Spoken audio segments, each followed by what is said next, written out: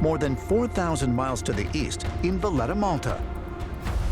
Researcher Emiliano Zacchetti has arranged for Rick Lagina and other members of the team to meet investigative journalist Jean-Paul Mifsud for a guided tour of one of Malta's most mysterious and renowned features. Jean-Paul Mifsud is going to be our guide today, and we're going to go down and take a look at the underground part of the city, the one who was built by the Knights of Malta. In 1565, after defending Valletta from an attempted invasion by the Ottoman Empire, the Knights of Malta began a major renovation of the city to create a stronghold for their order. The new fortification included a vast network of underground tunnels that were dug out of the limestone bedrock. These tunnels offered not only a safe haven in times of war for the knights and the citizens of Valletta, but also served as secure storage facilities and featured elaborate cisterns for collecting and controlling water. And according to some researchers, the tunnels may have also served as a hiding place for Templar-related treasures before they were transported to the New World. It's just absolutely incredible. As we are introduced to this underground area, it's massive. It is a highway, literally underground. Various tunnels, cisterns, chambers were developed and built to sustain a siege. I think it was representative of the skills necessary to construct a chamber or a vault or a room that could hold treasure. These were the original cisterns. The function of this was obviously for the water, and it's 2 cisterns. So there is a connecting arch there. We'll go in, and even further down, it's a bit deeper also.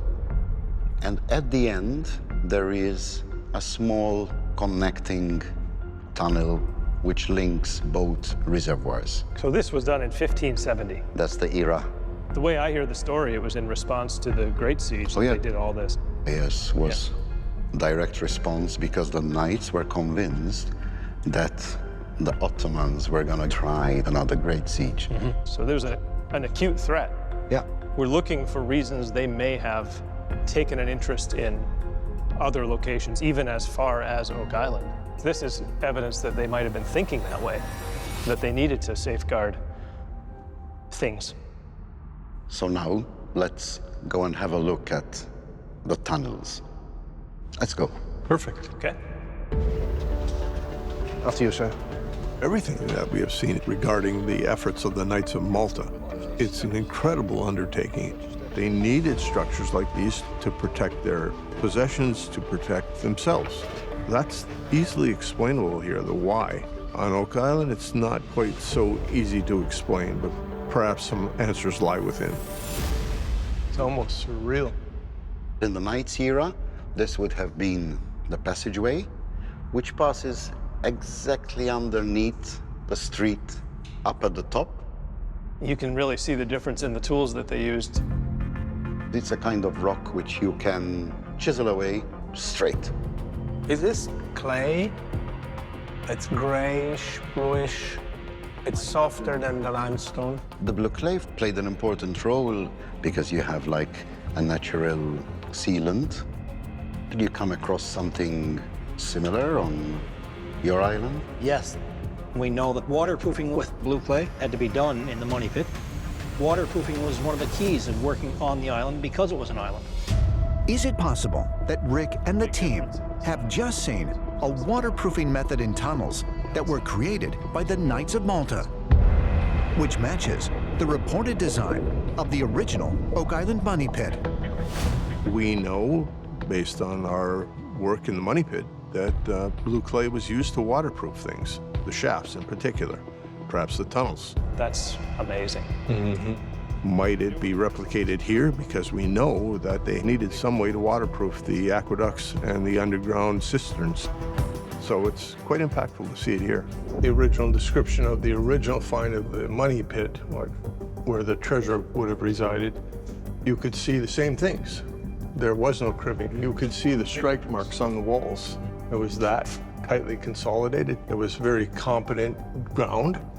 Could this have been done long ago on Oak Island? I'd say it's definitive. All of the things that we see exhibited of the Knights of Malta's capabilities underground certainly are exemplified underground in the money pit. We have limestone, we have blue clay, and someone found a way to move water from the ocean to the money pit.